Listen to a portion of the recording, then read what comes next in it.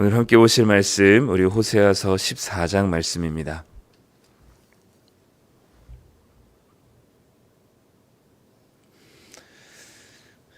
구약성경 1267쪽에 있습니다. 우리 호세아 14장 1절부터 우리 마지막 절까지 우리 같이 읽도록 하겠습니다. 함께 읽습니다. 이스라엘아, 내 하나님 여호와께로 돌아오라. 내가 불의함으로 말미암아 엎드러졌느니라. 너는 말씀을 가지고 여호와께로 돌아와서 아뢰기를 모든 불의를 제거하시고 선한 바를 받으소서. 우리가 수송아지를 대신하여 입술의 열매를 주께 드리리이다. 우리가 아수르의 구원을 의지하지 아니하며 말을 타지 아니하며 다시는 우리의 손으로 만든 것을 향하여 너희는 우리의 신이라 하지 아니하오리니 이는 고아가 주로 말미암아 긍휼을 얻음이니이다 할지니라. 내가 그들의 반역을 고치고 기쁘게 그들을 사랑하리니 나의 진노가 그에게서 떠났음이니라. 내가 이스라엘에게 이슬과 같으리니 그가 백합화 같이 피겠고 레바논 백향목 같이 뿌리가 박힐 것이라. 그의 가지는 퍼지며 그의 아름다움은 감람나무와 같고 그의 향기는 레바논 백향목 같으리니 그 그늘 아래에 거주하는 자가 돌아올지라. 그들은 곡식같이 풍성할 것이며 포도나무같이 꽃이 될 것이며 그 향기는 레바논의 포도주같이 되리라. 에브라임의 말이 내가 다시 우상과 무슨 상관이 있으리요 할지라. 내가 그를 돌아보아 대답하기를 나는 푸른 잣나무 같으니 내가 나로 말미암아 열매를 얻으리라 하리라. 누가 지혜가 있어 이런 일을 깨달으며 누가 총명이 있어 이런 일을 알겠느냐. 여호와의 도는 정직하니 의인은 그 길로 다니거니와 그러나 죄인은 그 길에 걸려 넘어지리라. 아멘. 네, 오늘은 호세아 마지막 14장입니다. 오늘 호세아의 마지막 말씀은 이제 하나님께로 돌이키라는 이제 호세아의 호소와 함께 하나님이 어떤 은혜를 베푸시는지에 대한 이야기로 마치고 있습니다. 호세아 전체가 심판과 또 하나님의 징벌에 대한 이야기라서 마음이 참 무겁기도 한데 중간중간에 이렇게 하나님께 돌이키는 하나님의 은혜가 무엇인지를 이제 호세아가 호소하게 되고요. 오늘은 마지막으로 그 호세아의 마지막 돌이키라는 호소를 통하여서 하나님의 은혜 베푸심을 보여주고 있습니다. 그럼 어떻게 돌아가야 되느냐? 1절에 보니까 이스라엘아 내 하나님 여호와께로 돌아오라 라고 얘기하면서 2절에서 그 이야기를 하고 있습니다. 오늘 본문에서 이제 이 이스라엘 백성들의 돌이킴을 이야기할 때 특징은 한 가지예요. 그건 뭐냐면 입술의 고백입니다. 입술의 고백은 다른 말로 하면 이제 회개하는 하나님께 참회하는 기도가 되겠죠. 2절 말씀에 보면 너는 말씀을 가지고 여호와께로 돌아와서 아뢰기를 이라고 얘기합니다. 하나님께 돌아와서 해야 할 말이 무엇인지를 얘기하죠. 그리고 이스라엘 백성들이 할 말이 무엇이냐면 모든 불의를 제거하시고 선한 바를 받으소서. 우리가 수송아지를 대신하여 입술의 열매를 주께 드리리이다 라고 얘기합니다. 이 표현은 여러 수송아지를 대신하여 입술의 열매를 입술의 열매를 주님께 드립니다라는 것은 그동안 드렸던 수많은 제사, 그러니까 하나님께 자신의 잘못과 회개의 돌이킴과 참회의 용서를 구함이 없는 그저 하나님을 통해서 무언가를 얻으려고 했었던 수많은 제사들보다 하나님께서는 진실된 용서를 구하는 회개의 고백을 하나님께서 원하신다는 것이죠. 그러니까 지금은 이 이스라엘의 단계가 무언가를 행동을 바꾸고 그리고 당장의 무언가를 행위를 바꾸어서 될 수 있는 문제가 아니라 그동안의 수많은 제사를 통해서 그들의 말도 잃어버렸습니다. 그러니까 하나님께 드려질 진정한 말, 그게 이제 하나님 죄송합니다, 잘못했습니다, 진심으로 우리가 죄인입니다 라는 사실을 마음으로부터 고백하는 그 참회의 기도가 부재해졌던 것이죠. 그래서 이 하나님께서 이 지금 호세아를 통해서 돌이키라고 하면서 돌이키는 방법으로 얘기하는 것이 여러 수송아지의 번제보다 진실된 마음으로부터 나오는 참회의 기도를 하나님께서 원하시는 것이고 그것이 진실된 고백으로 하나님께 들려지기를 원하시는 거죠. 그래서 오늘 2절에서도 너는 말씀을 가지고 여호와께로 돌아와서 라고 하는데 이 말씀이 우리가 생각하는 하나님의 말씀일 수도 있지만 또 다른 의미로 이스라엘 백성들이 하나님께 할 말을 가지고 나오라라는 의미이기도 합니다. 그러니까 하나님께 드려야 될 진짜 말, 하나님께 해야 할 말을 가지고 하나님께로 나아와라라고 얘기하는 거죠. 그것들이 우리의 모든 불의를 제거하시고 우리의 입술의 열매를 주님께 드립니다.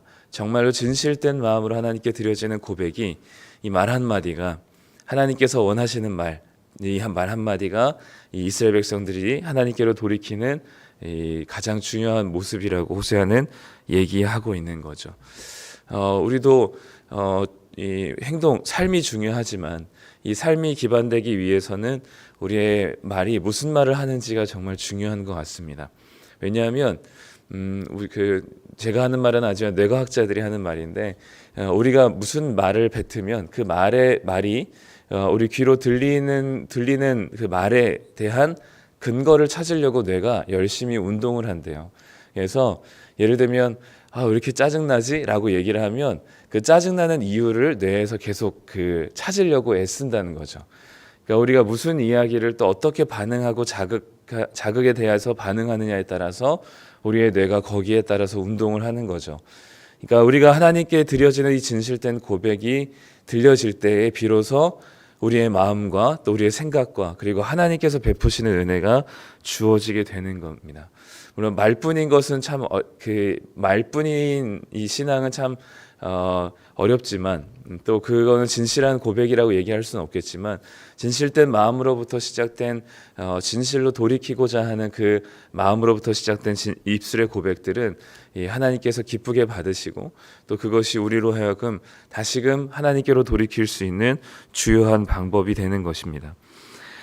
그래서 3절에 그 좀 더 구체적으로 어떤 고백을 지금 이스라엘이 드렸으면 하는 마음으로 호세아가 호소하냐면 3절에 보면 이렇게 얘기합니다. 우리가 아수르의 구원을 의지하지 않고 말을 타지 않고 이 아수르의 구원을 의지하지 않고 말을 타지 않는다라는 것은 말은 이집트 애굽을 상징합니다. 왜냐하면 거기는 그 솔로몬 시대에도 보면 말을 거기서 수입해다가 다른 곳으로 팔거든요. 그러니까 말이 끄는 전차가 대표적인 이 곳이 바로 애굽이었기 때문에 이 말은 애굽을 가리킵니다. 그러니까 아수르와 애굽 사이에서 조금 더 힘이 강해 보이는 나라를 늘 이스라엘은 눈치 싸움하면서 선택하곤 했거든요. 그러다가 결국 아수르에게 망하긴 했지만 그래서 눈에 보이는 가장 강력해 보이는 힘을 따라서 아수르를 향하기도 했다가 애굽을 향하기도 했다가 이게 이제 이스라엘의 삶의 모습이었어요. 지금도 우리의 모습이죠. 좀 더 나를 행복하게 해줄 것 같고 만족스럽게 해줄 것 같은 것에 우리는 이건 것 같아서 이것을 열심히 추구하다가 또 우리 좀 더 좀 힘있게 해줄 만한 또 다른 무언가를 또 찾다가 또 나에게 좀 더 내 인생에 좀 도움이 될 만한 사람을 또 열심히 또 의지하다가 이게 이제 아수르와 애굽 사이에서 갈팡질팡하던 이스라엘의 모습입니다. 그런 이스라엘이 다시는 내가 아수르와 또 애굽을 의지하지 않고 다시는 우리의 손으로 만든 것을 향해서 우리의 신이라고 하지 아니하오리니 왜냐하면 고아인 우리가 주님을 말미암아 긍휼을 얻었기 때문입니다 라고 얘기합니다. 사생하였던 우리가 누군가의 가정, 누군가의 자녀로 입양이 된 것이죠. 그래서 다시는 이제 고아원에 예를 들어서 고아원에 있다 보육원이나 고아원에서 이제 저 누군가 어른이 등장하면 저 사람이 나를 데려가 줄 사람인가? 저 사람이 나를 데려가 줄 사람인가를 계속 갈팡질팡하다가 결국엔 진짜 자신을 데려다 줄 하나님 아버지를 찾은 것입니다. 그래서 이스라엘이 하나님께 드리는 어떤 고백을 드려야 되는가라는 것으로 호세아가 이런 고백을 드려야 된다라는 것을 얘기하고 있는 것이죠. 정말로 제가 불의했었고 그리고 내가 그동안 다른 것들을 계속 의지하느라고 하나님을 의지하지 못했던 우리들의 진짜 모습을 회개하는 겁니다. 단순히 잘못했습니다가 아니라 내가 그동안 무엇을 의지해왔고 내 삶이 얼마나 이쪽 저쪽을 간을 보느라 피곤한 삶이었는지를 그리고 굉장히 어렵고 힘든 삶이었는지를 하나님 떠나 살았던 삶이 너무 힘겨웠다는 사실을 진실로 고백하면서 이제는 하나님 외에는 다른 분이 없습니다라는 고백을 이 이스라엘 백성들로 하여금 호세아가 했다는 게 아니라 하라고 지금 호소를 하는 거죠.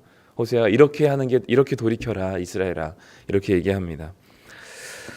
이스라엘이 이 호세아의 호소에 반응하여서 회개했는지는 알 수 없습니다. 근데 우리가 알고 있죠.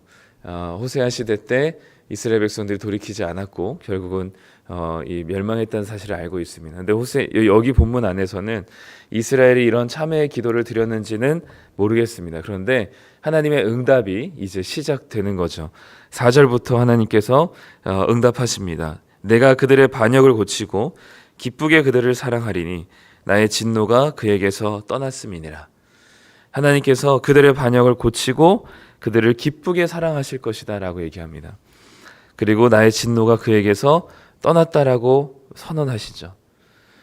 그리고 5절부터는 조금 더 비유적인 표현으로 이야기합니다. 내가 이스라엘에게 이슬과 같으리니 나는 뭐뭐과 같다라고 얘기하면서 이슬과 같다라고 얘기하면서 그가 백합화 같이 피겠고 꽃을 피고 레바논 백향목 같이 뿌리가 박히고 가지가 퍼지며 아름다움은 감람나무 같고 향기가 레바논 백향목 같으니 그 그늘 아래 거주하는 자는 돌아올지라. 그들은 곡식 없이 같이 풍성할 것이고 포도나무 같이 꽃이 필 것이며 그 향기가 레바논의 포도주 같게 되리라 라고 얘기합니다. 즉 하나님께서 이스라엘에게 이슬이 되겠다 말씀하십니다.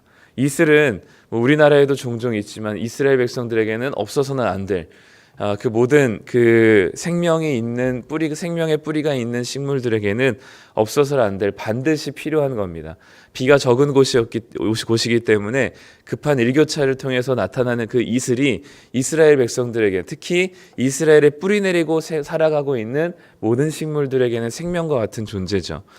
밤새 고요히 비가 오는 것은 굉장히 시끄럽게 빗소리가 들리지만 이슬은 밤새 고요히 생명들의 잎에 살포시 자리하는 것처럼 요란하지 않지만 그 생명이 자라기 위해서는 반드시 필요한 이슬과 같이 되겠다 말씀하시는 겁니다.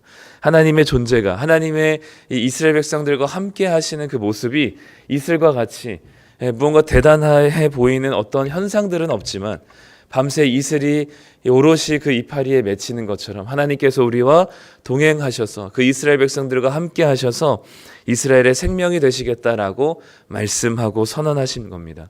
너무 적절한 비유이고 너무 탁월한 설명이었던 것 같아요. 그래서 이스라엘 백성들이 그 이슬을 머금고 이제는 백합화같이 꽃을 피고 그리고 레바논 백향목같이 깊이 뿌리를 내리며 그리고 그 아름다운 모습이 마치 올리브 나무와 같이 그리고 향기가 백향목과 그리고 그 레바논의 포도주 같은 그 포도나무의 그 진한 향 포도즙을 짜내느라고 포도주 틀에서 포도를 밟을 때 터져나오는 그 포도의 향이 온 동네를 적시는 것처럼 이 이스라엘 백성들을 통하여서 나타나는 모든 열매와 향기가 온 세상에 퍼지게 될 것을 이야기합니다. 그것을 7절에서는 그 그늘 아래 거주하는 자가 돌아온다라고 얘기하는 거죠. 비로소 하나님이 함께 하실 때에만이 이스라엘 백성들이 그토록 간구했었던 아수르와 애굽을 보면서 열심히 찾아 돌아다녔던 그 모든 생명의 근원이 바로 하나님으로부터 시작되는 것을 선언하고 계십니다. 그러면서 하나님께서 그러면서 이 이스라엘 백성들이 그 하나님의 사랑과 은혜를 받은 이스라엘 백성들이 무엇이라고 고백할 것이냐면 8절에 에브라임의 말이 이스라엘을 가리킵니다. 에브라임의 말이 내가 다시 우상과 무슨 상관이 있으리요 할지라 내가 그를 돌아보아 대답하기를 나는 푸른 잣나무 같으니 내가 나로 말미암아 열매를 얻으리라 라고 화답하시겠다 말씀합니다. 이스라엘이 뭐라고 얘기하냐면 내가 다시 우상과 무슨 상관이 있으리요 다시는 우상을 섬기지 않을 것이다 라고 선언할 때 하나님께서는 내가 너에게 푸른 잣나무 같다. 하나님 아까는 이슬 같다 얘기하고 오늘 지금 여기서는 푸른 잣나무 같다 얘기합니다. 이 푸른 나무, 잣나무 말고 푸른 나무라는 건 이스라엘 백성들 특히 이제 우상 이방 민족들에게는 신성시 되던 겁니다. 이 푸른 나무는 푸른 나무 아래에서 선지서들을 보면은 푸른 나무 아래에서 우상 숭배를 하거든요. 이스라엘 백성들이. 그러니까 이 푸른 나무는 뭔가 영험하고 굉장히 뭔가 이렇게 신령한 존재로 인식이 되었었어요. 그러니까 이제는 이스라엘 백성들이 뭐라고 얘기하냐면 내가 다시는 우상과 상관이 없습니다. 그동안 푸른 나무 아래에서 그 푸른 나무가 가져다주는 무언가를 만족할 것이라고 생각하고 푸른 나무를 섬겼던, 푸른 나무 아래에서 섬겼던 그들에게 하나님께서 답하시는 거죠. 내가 너에게 이제는 푸른 나무가 될 것이다. 너희들이 그토록 바라고 섬겼던 그 자리가 내가 너희들에게 그런 존재가 되겠다라고 선언하시는 겁니다. 그래서 내가 푸른 잣나무같이 되리니 너희들은 나로 말미암아 열매를 맺을 것이다 라고 얘기하죠. 우리의 모든 뿌리를 내리고 꽃을 피우며 향기를 퍼뜨리고 풍성한 열매를 맺는 이 아름답고 건강한 이 삶은 하나님을 통해서만이 가능해집니다. 돈이 많아서 열매가 풍성해진다는 것이 돈이 많아지는 것, 또는 성공하고 유명해지고 내 삶이 조금 더 안정적인 기반을 가진다는 이야기를 하는 것이 아닙니다. 하나님 안에 있을 때 진정으로 그 삶이 사람답게 사는 거죠. 하나님께서 창조하신 그 본연의 형상답게 살 수 있는 겁니다.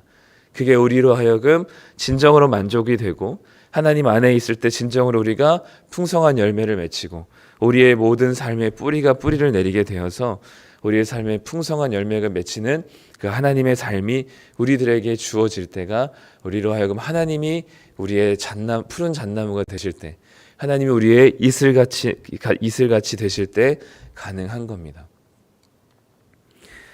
이스라엘이 고백한 내가 다시 우상과 무슨 상관이 있습니까? 라는 고백은 하나님으로부터 주어지는 이 다함 없는 말로 다할 수 없는 놀라운 사랑이 이스라엘로 하여금 하나님밖에 없음을 고백하게 하는 겁니다. 결국 우리도 우리의 입술의 고백이 하나님께 우리의 진실한 마음의 고백을 드리게 될 때 하나님으로부터 주어지는 놀라운 말할 수 없는 사랑과 은혜가 주어지게 되고, 그것이 우리로 하여금 다시금 또 거룩한 반응을 일으켜 우리가 다시는 우리의 우상과 무슨 상관이 있습니까? 하나님 외에는 다른 신이 없습니다라는 진정한 고백으로 또 터져 나오게 되는 거죠. 우리의 예배와 찬양은 그런 겁니다. 우리의 기도도 그런 것이죠. 하나님이 우리에게 주시는 무한한 사랑이 우리로 하여금 하나님을 예배하지 않고는 견딜 수 없게 합니다. 그 하나님 우리로 하여금 베푸신 하나님의 놀라운 은혜와 사랑이 얼마나 아름다운지 우리는 하나님을 찬양하지 않을 수 없게 되는 것이죠. 그것이 우리의 예배와 찬양과 기도의 모습이어야 할 줄 믿습니다. 먼저는 우리가 하나님께 우리가 그동안 앗수르를 의지했고 애굽을 의지했던 우리들의 솔직한 마음을, 사실 하나님보다 이런 것들을 더 좋아했음을 고백하는 진실한 고백이 있어야 할 줄 믿습니다. 그로 인해서 하나님께서 회복하시는 은혜를 우리에게 허락하실 때 우리는 하나님을 찬양하지 않을 수 없게 되는 것이죠. 호세아를 통해서 우리에게도 하나님께서는 여전히 말씀하고 계십니다. 우리의 진실한 고백을 듣고 싶어 하십니다. 그것이 하나님께서 우리에게 원하시는 이 새벽 기도의 자리가 되기를 간절히 소망합니다. 기도하겠습니다. 하나님 아버지, 오늘 호세아 마지막을 봅니다. 그토록 하나님께로부터 돌이키기를 원하지 않았던 이스라엘 백성들에게 수많은 앗수르와 애굽을 쫓아다니며 그 사이에서 눈치 싸움을 했었던 이스라엘에게 이제는 하나님께로 돌이키라 말합니다. 그 호세아의 호소가 우리에게도 들려지게 하여 주시고 우리의 마음으로부터 들려지는 진실한 고백으로 하나님께 우리의 참회의 기도를 드릴 수 있는 고백이 되게 하여 주시옵소서. 진실로 우리가 그동안 하나님이 아닌 다른 것들을 쫓아왔음을 고백하게 하여 주시고 하나님께 나아가 주님이 주시는 은혜로 우리의 모든 삶의 뿌리와 잎과 열매와 꽃이 피는 놀라운 하나님의 은혜를 허락하여 주시옵소서. 하나님이 우리에게 부어주시는 놀라운 긍휼과 사랑이 하나님을 예배하고 찬양하지 않고는 견딜 수 없기에 우리가 이 자리에 나오는 자들 되게 하여 주시고 우리들의 모든 일상의 삶이 하나님을 예배하고 주님을 드러낼 수 있는 놀라운 은혜가 되게 하여 주시옵소서. 하나님, 오늘도 우리의 삶에 이슬과 같이 함께 하여 주시고 푸른 나무와 같이 우리의 유일한 예배의 대상이 되어 주시옵소서. 오늘도 주님만을 예배하며 찬양하기를 소망하고 예수님의 이름으로 기도드립니다. 아멘.